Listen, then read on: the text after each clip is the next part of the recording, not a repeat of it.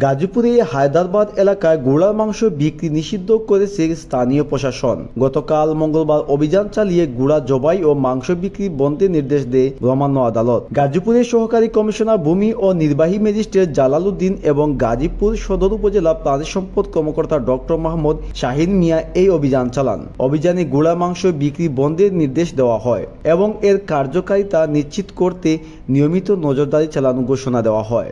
নির্বাহী magistrate Jalaluddin বলেন, দেশে গুড়া জবাই ও মাংস বিক্রি অপ্রচলিত, তাই বিভিন্ন মহল থেকে গুড়া জবাই ও মাংস বিক্রিতে আপত্তি উঠায় অভিযান চালানো হয়। এক বিক্রেতাকে গুড়া মাংস বিক্রি বন্ধ করতে বলা হয়েছে।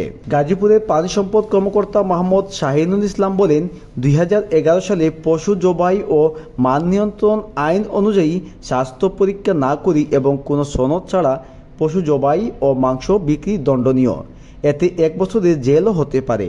চলতি বছরের শুরুতেই গাজীপুরে হায়দ্রাবাদ এলাকায় বাণিজ্যিকভাবে গুড়া মাংস বিক্রি শুরু হয়। প্রথমে প্রতি কেজি 200 টাকা বিক্রি করা হলেও চাহিদা বাড়ার পর 300 টাকা বিক্রি করা হয়। গুড়া মাংস বিক্রেতা শফিকুল ইসলাম গণমাধ্যমকে বলেন, গরুতে চর্বি আছে, গুড়ার মাংসে কোনো চর্বি নেই। খেতেও গরুর মাংসর চেয়ে সুস্বাদু। খাওয়ার পর হাত ধুতে সাবান লাগে না। প্রথমে 200 টাকা বিক্রি করতাম, এখন বিক্রি করি প্রতি কেজি 300 টাকা।